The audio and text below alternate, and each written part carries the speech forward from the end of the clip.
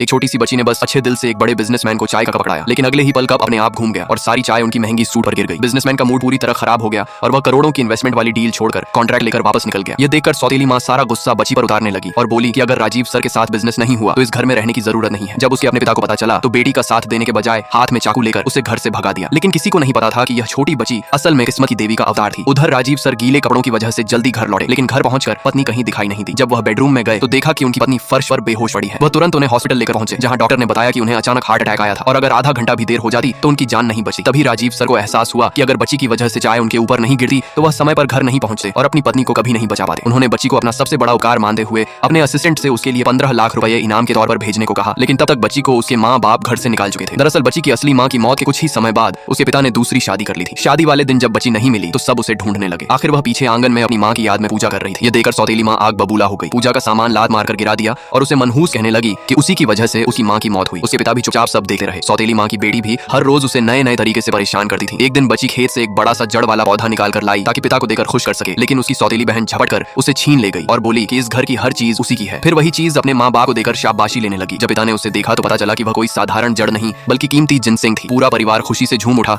और मान लिया कि छोटी बेटी ही उनके घर की असली भाग्यशाली है। रात को खाने की टेबल पर सौतेली बहन मजे से चिकन खा रही थी, जबकि यह बच्ची सूप तक नहीं पी सकी। आखिर में पिता ने बस एक सूखी रोटी देकर उसे कमरे में भेज दिया। अगले दिन उसी जिनसिंग की वजह से यह परिवार शहर के बड़े बिजनेसमैन राजीव सर से मिला। गांव का दौरा करने के बाद उन्होंने 1 करोड़ों की इन्वेस्टमेंट करते हुए जिनसिंग की खेती का बड़ा प्रोजेक्ट शुरू करने का फैसला किया, लेकिन कॉन्ट्रैक्ट साइन होने से ठीक पहले बच्ची से चाय गिर गई और वहीं से सारी कहानी बदल गई। बाद में जब 15 लाख रुपए का इनाम घर पहुंचा तो पूरा परिवार फिर से सौतेली बेटी को ही अपना लकी स्टार समझने लगा, जबकि असली वजह वही छोटी बच्ची थी। 6 महीने बाद जिनसिंग के बिजनेस से उन्होंने खूब पैसा कमाया, बड़ा बंगला बना लिया और लग्जरी कार भी खरीद ली, लेकिन बच्ची की जिंदगी नहीं बदली। वह पूरे घर की नौकरानी बनकर रह गई। एक दिन उस पर झूठा इल्जाम लगाया गया कि वह सौतेली बहन को नदी किनारे खेलने ले गई थी। गुस्से में उसके पिता ने उसे हमेशा के लिए घर से निकाल दिया। बेचारी बच्ची मजबूर होकर उस बुजुर्ग महिला के पास जाने लगी जो हमेशा उसका ख्याल रखती थी, लेकिन जैसे ही वह घर से निकली सौतेली बहन के सिर से काले धुएं जैसी अजीब परछाई निकलने लगी और उसी समय खेत में जिनसिंग सुखा रहे पिता ने देखा कि अचानक पूरे आसमान में काले बादल छा गए। लाइक सब्सक्राइब कर देना, भगवान आपको बहुत खुशी देगा।